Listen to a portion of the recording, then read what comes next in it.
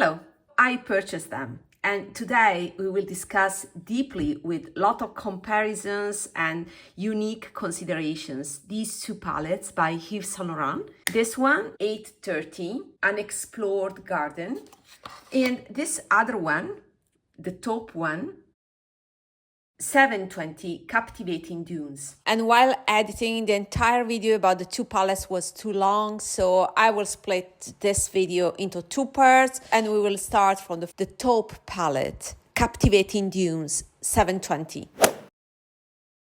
Let's start from the reasons why I purchased these palettes. Since I select my purchases and I do not buy everything, I just follow the B.O.B. mindset. So buying only the best, I can tell you that this is the right implementation of the Yves Saint Laurent formula that I knew already was the best. If you know me, you know that I had purchased in the past two other palettes that I decluttered. One of those was Stora Dolls. The reason why I was interested in this palette is because it's the improvement, in my opinion, of the Stora Dolls 100 that I will put here.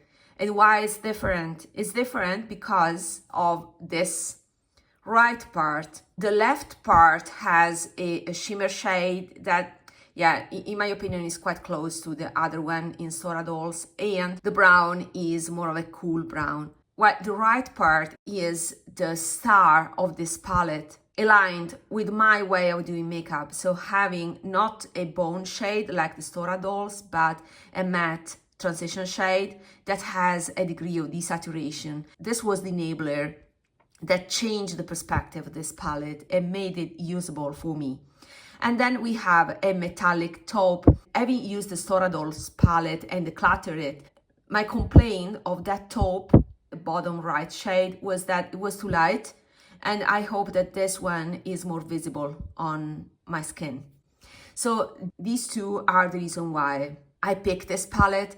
Overall is the basic neutral palette.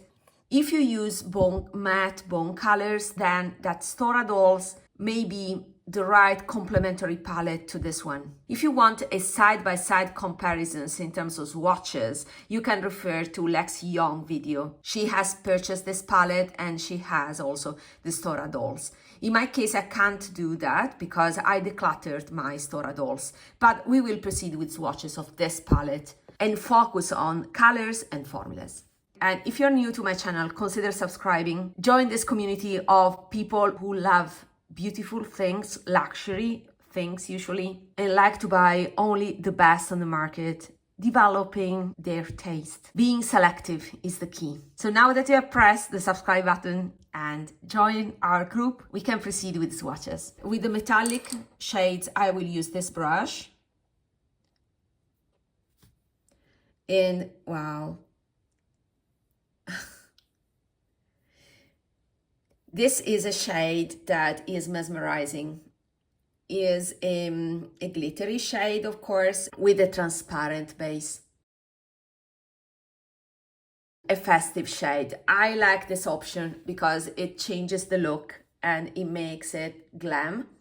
Is a shimmery champagne with a sheer base, perfect for layering. The formula is a cream to powder.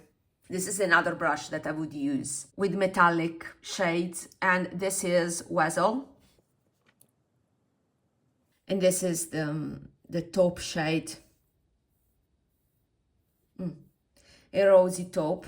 So you can see that it is shimmery, but not as glittery as the white. And this is perfect as one and done. As a bit of pink in it. I see a bit of pink. It's very sophisticated. And then we can switch to the matte ones. So we have the taupe. I love these mattes. You see how buildable they are. And this is my favorite formula of this quad.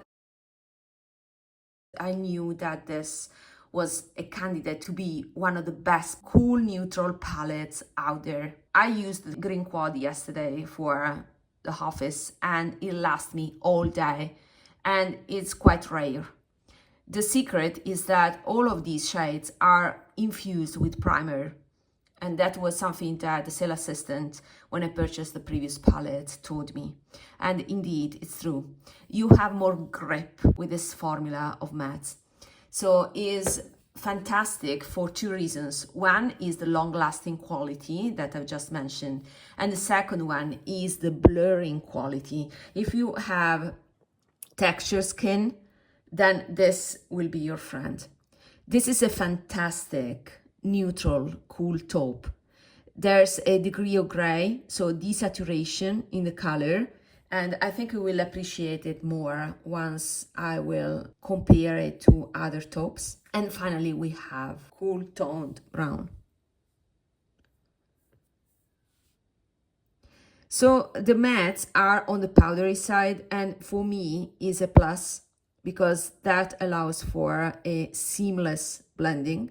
See here, you can see some fallout, but it's something, I mean, that you should expect with this type of brush. I didn't use a flat concealer brush like this, but I use something that is wispy here, so it's something that should be expected.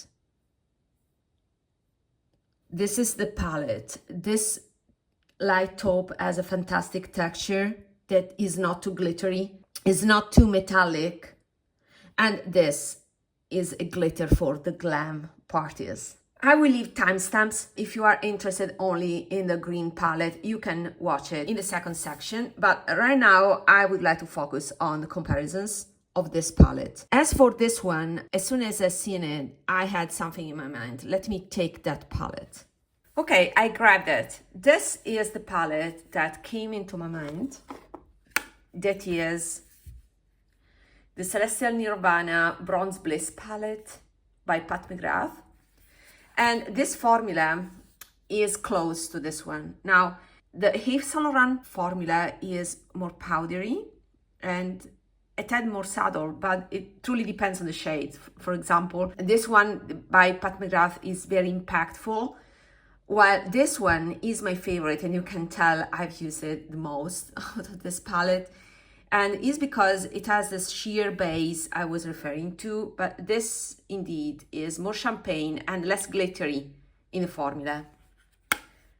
So this is something that reminds me of this shade, but I think there's still a difference in terms of the size of the glitters. And this is one of my favorite textures out of those cream to powder eyeshadows by Pat McGrath, because it's not so heavy metallic-y like the others.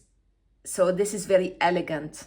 And if you're looking for an elegant palette, I would recommend this one, because this is more glittery, yes, but it's still classy, in my opinion. It just adds that hint of sparkles to make a smoky look. That is the one that you can achieve from this palette, more contemporary, more modern. And the other shade that came into my mind as soon as I swatched this one is this one. That is a Wycon Hard Gelée shade and is the number 1. This has the sheer glittery quality. I will squeeze it here. And you can see that this is quite similar, slightly smoother in terms of the glittery particles. So these are glittery particles over a sheer base, perfect for layering. And you can see how close it is. The Wycon having smaller particles and is very close to the Yves Saint Laurent one. So this can be a great alternative to a hard gelée shade, and in convenience to have included in a palette.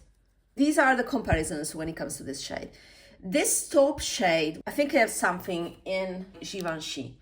This is one of my favorite neutral palettes, and I'm sorry I don't talk about it enough, but you can see I used this. I recently brought this palette with me for my week in Italy. This is the only one that I used, and I was not bored.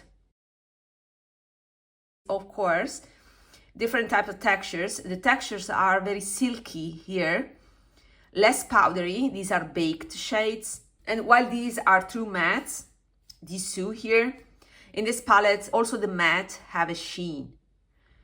And therefore is a different formula, but very precious because it's unique.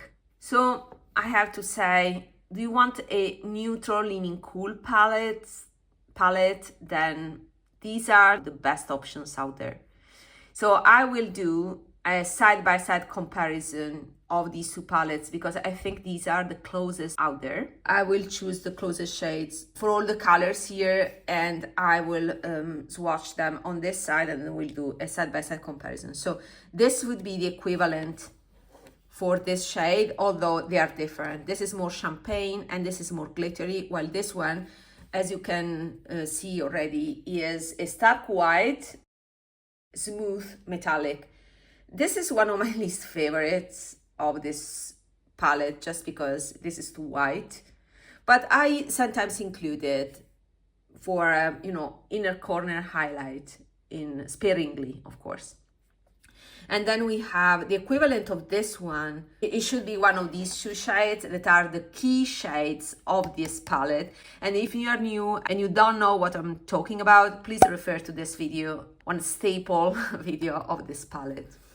So let me swatch both of them.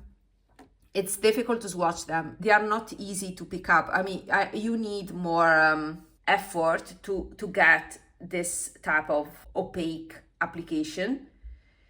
So fingers, sponge applicators, or concealer type brushes to use these shades. But you see this satin quality of these mattes. These are luminous mattes. So we have two options for the transition shades, a more beige one and a more mauve one. Let me swatch this better. So these Givenchy, now that I use it for months, are not as long lasting as these ones. So they apply beautifully, they are smoother, and they have that shiny quality. Even for the mattes, they are satin mattes with a inner luminosity. You can see that vinyl quality of these shades. So they are fantastic for aged skin. But you pay this, or at least I paid this, with the lasting power. These tend to crease on me. So they are perfect for drier skin. Otherwise, for normal skin like I have, I prefer a little bit drier formulas, or I have to prep my skin with some primers in order to use this all day. But I'm fine with fading, to be honest, or creasing. It's not, for the type of makeup I do, is not so important for me. But if I want reliable eyeshadows that I can use without a primer, so I don't have to, you know, prep my eyes in a special way, I don't have time for that. So I would go for the Yves Saint Laurent. These are much longer lasting, on me at least. And then we have an option for the taupe. That would be this one. Okay, this is quite close. I see that pink quality as well. And then we have a dark brown. I think this is the closest. So you have more variety. The price point is similar. Yeah, up to you. I can't decide because they are two different things. These have that vinyl quality, that shine also in the mattes, and that silky smooth effect. These instead are tiny drier in terms of the experience that you have, more powdery, but they become prettier and prettier over time, these ones. While these ones are perfect once I apply them and then they fade. I have a slight preference, to be honest, for this type of formula because it is more reliable, more longer lasting. So for a wedding, for example, this would be the one. The effect that you get with this one is fantastic as well. If you know me, you know that I tend to declutter things as soon as I realize I don't use them. But for these two, I want both of them in my collection. To me, they are not redundant. And this is the comparison. I would say these two shimmery taupes are close. This is more golden and lighter. But once on the eyes, the effect is quite similar. I see more pink in the Givenchy one. So this one being a little bit, a touch more golden, is more balanced. The one by Yves Saint Laurent. In terms of the taupe, the matte taupes, yeah, you can see the difference. This is definitely matte, and let me use my finger to, a little bit of my finger to get a better, smoother effect here. Otherwise, we are comparing different things. I would say that this is closer to this shade, the more mauve one. It may be the difference in the formula, but what I can tell you is that by usage, from user experience after some time, I see some mauve in this shade. Sometimes I would have preferred something more brown and less pink. I see a touch of pink in this.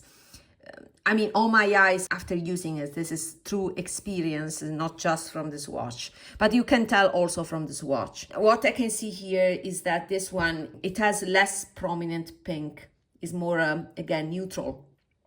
So it's a perfect point of brown, of taupey brown. I think that this is so balanced that I would like to compare it with the Hermes one. If you watch my video about taupes, I'm a fan of taupe eyeshadows, and the most balanced ones were two, Rouge Bunny Rouge and the Hermes one. They were dupes. So watch that video for details, but I will compare this for sure with the Hermes one. And this one, yeah, they are close. You can achieve similar looks with these two palettes. I would say that these are the closest, with the Givenchy being a tad on the pinkier side, while the Yves Saint Laurent is more neutral. And then you have the texture difference that I've talked extensively about. Let's focus on this taupe now, this other one, and let's study the color. I have other shades to compare with. As I said, this is my custom quad in a Nabla palette, and this is the taupe from the Hermes palette. I have compared all the shades in that video about taupes, but I would like to compare it with this one, and they look already very close. And I will swatch it here. You can see how close it is to this shade by Givenchy. So this is the color. And let me compare it with Hermes. When it comes to Hermes, in terms of formula, this is talc-free. Let me check whether there's talc in these Yves Saint Laurent. So I think you can see all the ingredients here. And I'm trying to check whether there's talc. You see these numbers, so you have the 4 shades.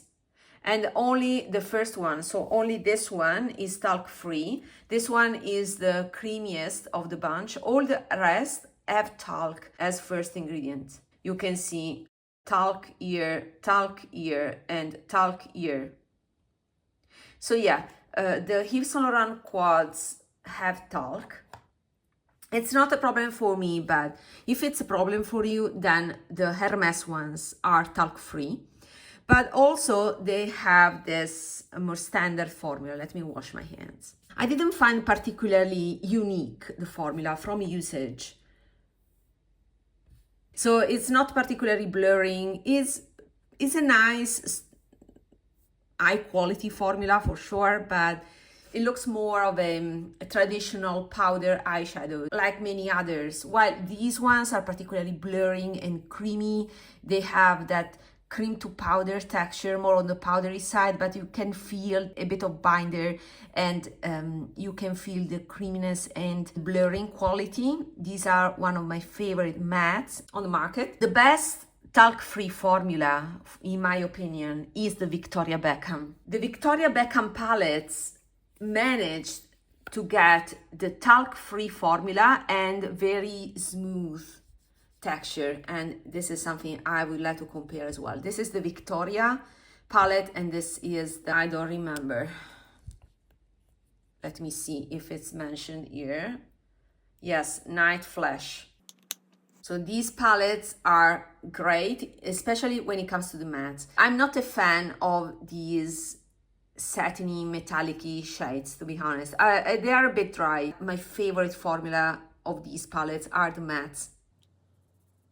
So this is the shade, but you can see there are no such type of desaturated browns. This is warmer and more vivid, more saturated compared to these two. And you can see how much yellow content there's in this one. Okay, so now I'm in front of the window. I think you can appreciate better the tone variation here, and I will stop here with comparison because the closest dupe for the Yves Saint Laurent are these two shades. This one by Givenchy, the Givenchy 9.12 palette, and this one is Hermes, the top shade from Quad 05, Ombre Fumé, and then we have the Victoria Beckham here. So this is the Givenchy, Yves Saint Laurent, Hermes, Victoria Beckham.